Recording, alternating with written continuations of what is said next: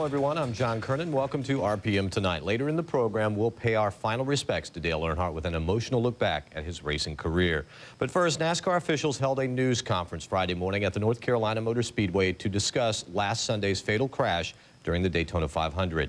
NASCAR's investigation of the crash revealed that one of the most important safety devices in the car had failed. Marlo Clain has the details.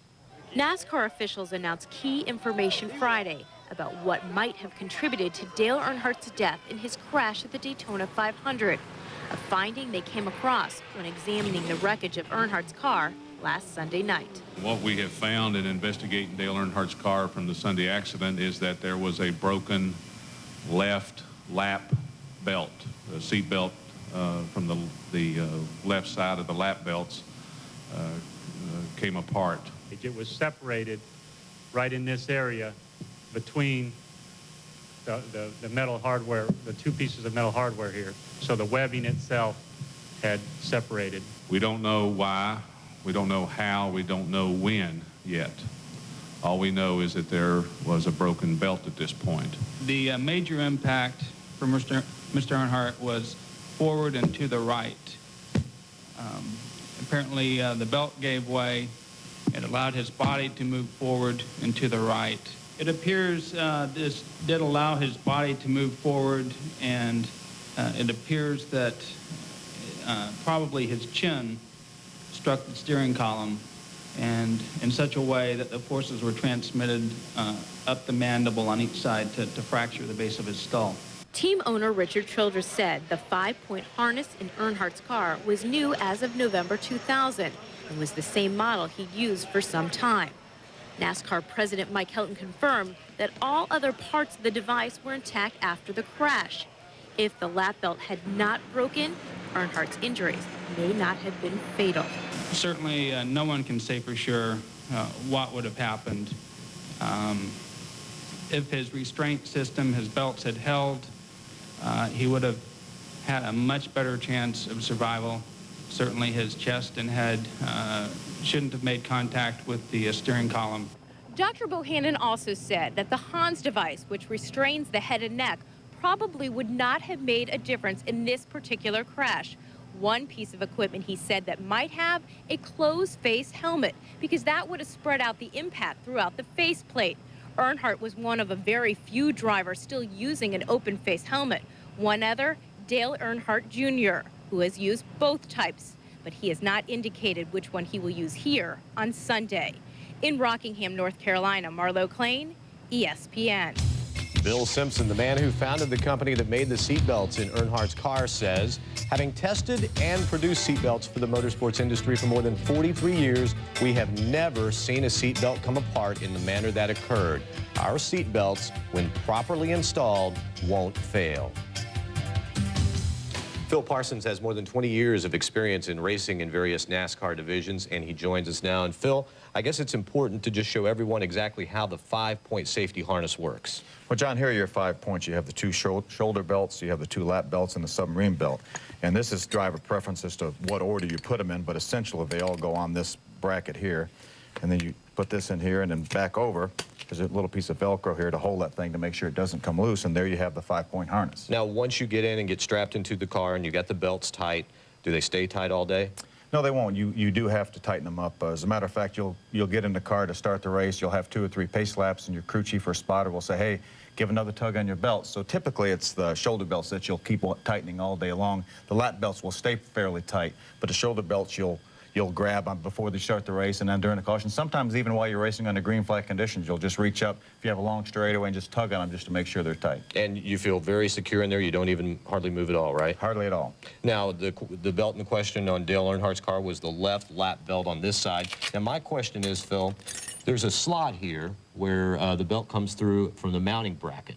Now, considering the vibration and stuff in the car, is there a possibility there, if there's a slight rough edge, that it could rub up there and actually weaken the belt? Well, certainly anything's possible, John, but this is a very comparable seat to what I've used my whole career, and I've never seen that happen. I've never even seen a belt that had been marred in any way, so I really would doubt that, but again, anything is possible. Now, this material, this web material that the belts are made of, about how strong is that? It's very strong. the technology for these belts came out of Air Force jets. So it's very, very strong. And again, I've never, as Gary Nelson said in the press conference, that he's never heard of that happening in the history of NASCAR, so, and nor have I. So it's extremely, extremely strong material. Yeah, and you actually in 1983 had a very hard crash at Talladega where you went into the wall pretty much head first and then barrel rolled, but the belts held you, right? And just Well, they kept certainly you... did. Yeah. Now they do give you have a little bit of give. I actually broke my shoulder in that wreck, which was undoubtedly due to my left shoulder getting against the door bars, but other than that, I was in pretty good shape. You know, everybody's been concentrating on the seats, the helmets, now the Hans device. There are so many different safety features out there. Is it the responsibility as a driver to make sure that you use everything you can to be as safe as you can? Well, I think so. I think you need to look at everything out there. Everything new, comes up today may be better than yesterday. So it's up to us as drivers, and that's where I think NASCAR comes in. I think they do a great job of looking through that kind of thing and analyzing it, and along with a lot of input from the drivers and the manufacturers to see what we can do to make things safer. But would you feel comfortable with NASCAR saying, hey, you have to wear this type, you have to have this type of seat, you have to have a Hans device? Or is that, as a driver, is that a personal choice? Well, again, that's hard to say. I would certainly look into the Hans device, and we'll look into the Hans device when I do some more racing. But I'm not sure about, as far as making it mandatory, that I really don't know. But if they do, then they would have done enough testing to warrant it. All right, Phil, thank you very much for your help. Richard Childress Racing and Dale Earnhardt Incorporated met with the media at the Rock on Friday. RCR revealed its plans for the rest of this season, while Dale Earnhardt Jr. spoke to the media for the first time since the crash. Mike Massaro now joins us from Rockingham. And Mike, a lot of people still find it amazing that Dale Jr. is going to race this weekend. Yeah, John, it really is pretty amazing. But like Kyle Petty tried to explain after Adam's death, racing is their family's legacy. And for the Earnhardts, racing is not only something they do, but greatly defines who they are. Prior to Sunday, Dale Earnhardt Jr. was the Earnhardt family future. Today, he represents their present. We're going to try our best to maintain and carry on with the racing program and try to stick beside Teresa as best we can and help her out in any way she needs. I do want to say that any notion or any idea that or any blame placed upon anyone, whether it be Sterling Marlin or anybody else for that matter, is ridiculous and will not be tolerated. I just think it's completely incredible that some of the things that I've heard or been told about. But one of the things that this really teaches you the most about is how selfish you are about things like this. I mean, I miss my father, and I've cried for him, but out of my own selfish pity is the reason for those emotions. And I just try to maintain a good focus for the future and just remember that he's in a better place that we all want to be. And that's really all I have to say. For Dale Earnhardt Jr., this weekend will certainly be a test of emotional stamina, and we admire his courage. However, he won't be the only driver underneath the microscope. It was announced today by Richard Childress that Kevin Harvick will take over the seat of the GM Goodwrench Chevrolet. The car will be numbered 29 with an inverted paint scheme, white with black lettering. Still, the questions remain, what will happen with the number 3? I understand there's petitions out there to retire it. Talking with NASCAR, all I can do is say the conversations I've had with them, we're going to put the number 3 in a moratorium for 1 year and not run the number 3 on anything. We will never run a number 3 black Goodwrench car again. We may run a number 3 car again someday. We've got 28 years at RCR invested in it. Junior Johnson made the number 3 famous back in his era. Ray Fox made the number 3 famous. This is a totally different situation.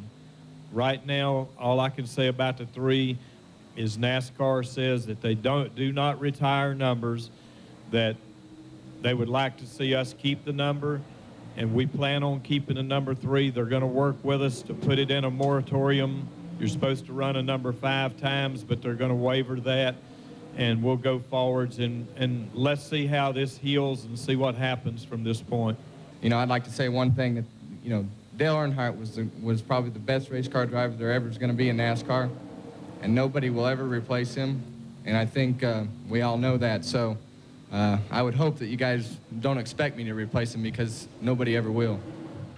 There is no doubt that Kevin Harvick has the talent to be successful in Winston Cup and is physically ready to make the move, but there are some question marks about whether or not he's mentally prepared. During the offseason, there was much speculation that Kevin Harvick would be the successor in the 3-car when Dale Earnhardt stepped aside. However, 2 weeks ago, when it was announced that Kevin Harvick would take over the America Online Chevrolet for 7 races this year and full-time next season, Kevin told me that he was relieved that he wouldn't have to take over after a legend. Today, however, he has no choice. John? Thank you, Mike. Later on RPM Tonight, we honor Dale Earnhardt's memory with a musical tribute. And when we come back, another one of Earnhardt's milestone victories.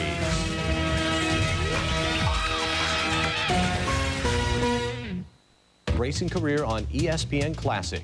ESPN Classic remembers Dale Earnhardt. Portions of the program will originate live from the North Carolina Motor Speedway. The second Brickyard 400 at the Indianapolis Motor Speedway was almost postponed because of rain. In fact, Dale Earnhardt was in favor at the time of postponing the race from Saturday to Sunday. But the race finally got underway more than 4 hours after the original starting time. And afterwards, Earnhardt was pretty happy with the results. We got a great race car this year, and it just didn't run that fast in practice or qualifying. Ran pretty good, 13 fastest, but I think the car is a real good race car. I got good feelings about the car. That's Earnhardt and Rusty Wallace fighting together for the lead. Well, it'll be the lead when it's all over and said and done with. But Dale is going to pass Rusty with ease down the backstretch. Rusty Wallace was not up to speed as he came back out of the pits. And Rusty Wallace is gaining. There's no doubt about it. He's gaining on Earnhardt. And Rusty Wallace is just a couple of car lengths, just 2 car lengths behind Dale Earnhardt. And it might be 1. Wallace closing in on Dale Earnhardt for the lead of the Brickyard 400. They're in turn 2, headed down the backstretch right now. Many, despite the fact that this is Hoosier land and well north of the Mason-Dixon line, they got a tremendous following for Dale Earnhardt in Indianapolis. You got that right. Everywhere we go, they got a great following for Dale Earnhardt. Jerry Punch has a report on Dale Earnhardt.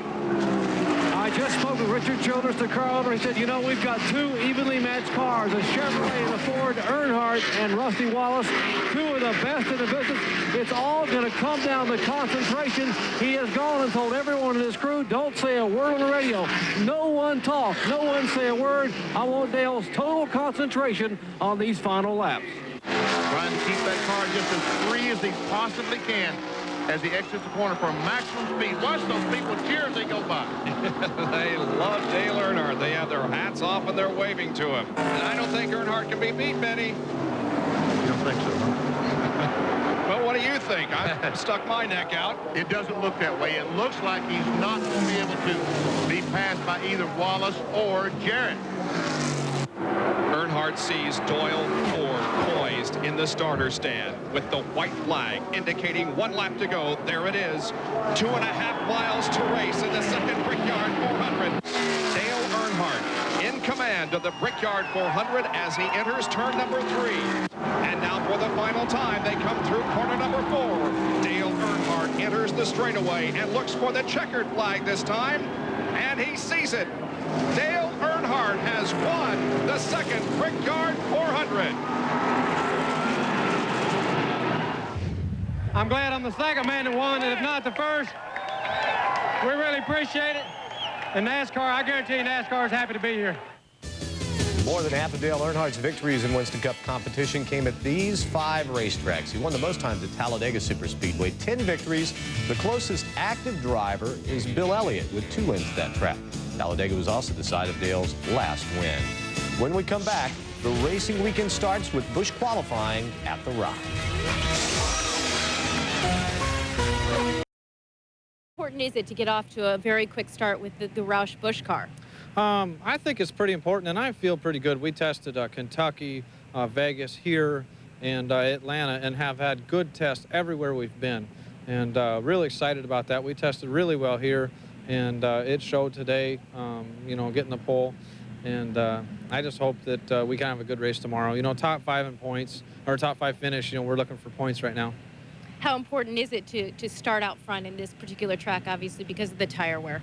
I think it's really important, you know, because it's a lot easier letting it back up a little bit, you know, and kind of nestle into a top 10 spot and just kind of let the tires and the pit stops roll out for you versus trying to, you know, work your way from 15th or 20th where there could be trouble back up into the front to where you can kind of do what the leaders did. We got off sync last week at Daytona on pit stops, so we're going to make sure we don't do that this week. What are you finding the biggest difference between the truck and the Busch car? Really the downforce. You can really tell just by driving it the amount of downforce it has in the front and the back. The thing is stuck to the racetrack a lot better than the truck. The trucks are really fun to drive, and I miss them already, but the Granger Ford Taurus Busch car is being fun as well. Congratulations on the pole. Thank you. Greg Biffle is on the pole. Of course, he is last year's truck champion. Thank you, Marlo. Checking out the rest of the top 25 qualifiers at the Rock. Last week's winner at Daytona, Randy LaJoie, grabbed the 15th starting position. He turned a lap at 153.028. Jimmy Johnson starts 17th. And as you look at the rest of the top 25, only 42 cars made qualifying attempts, so nobody goes home. We'll be right back. This weekend, RPM Today and RPM Tonight. We'll cover all the stories surrounding the first race since last Sunday's tragic event. RPM Today comes your way at noon on Sunday, while RPM Tonight airs Sunday night at 6:30 Eastern. Both programs are on ESPN2. A number of the Indy Racing Northern Light Series teams tested today at Homestead Miami Speedway. And it was Sam Hornish Jr. leading the way with a fast lap at 200.134 miles an hour. Buddy Lazier was second fastest, a little over 198. When we come back, we pay our final respects to Dale Earnhardt.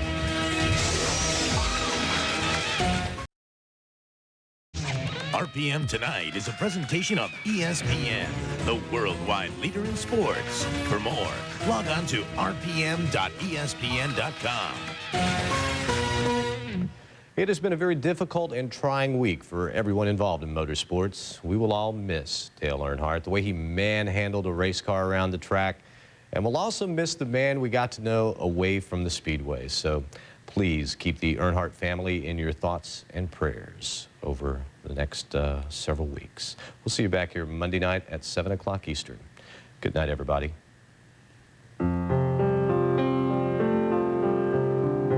It's easy to say I wish I didn't know Dale as well as I did because it probably wouldn't hurt so much, but I wouldn't give up any of the time that we've spent together because he's obviously given me the opportunity of a lifetime to be successful, and he's taught us all how to be winners, and that's something you just can't replace.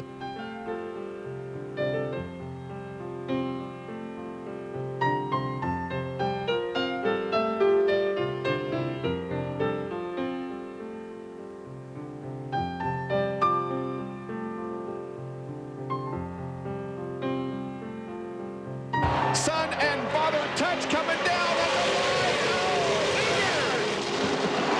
Oh, man, old man Benny. Wow, what a finish. I love that.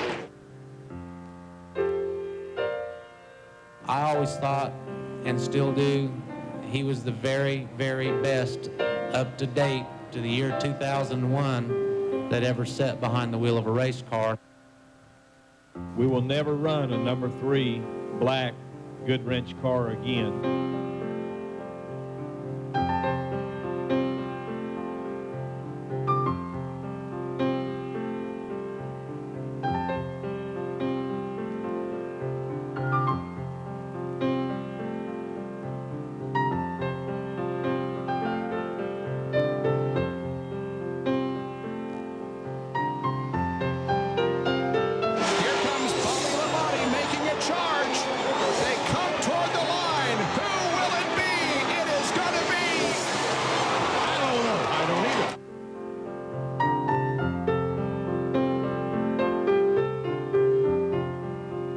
I've cried for him, but out of my own selfish pity is the reason for those emotions, and I just try to maintain a good focus for the future and just remember that he's in a better place that we all want to be.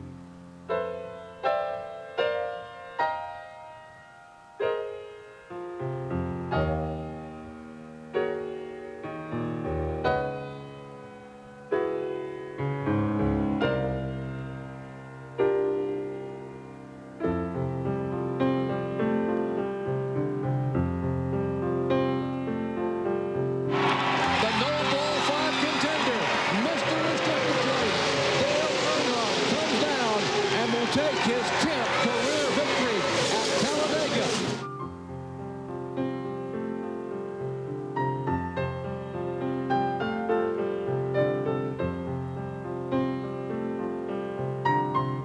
I know there are millions of fans out there that have lost a hero, but I've lost a very close friend.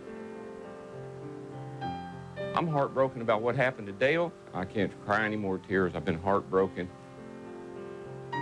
We have lost the greatest stock car racer ever. I lost a friend that I love dearly who changed my life, and that hurts.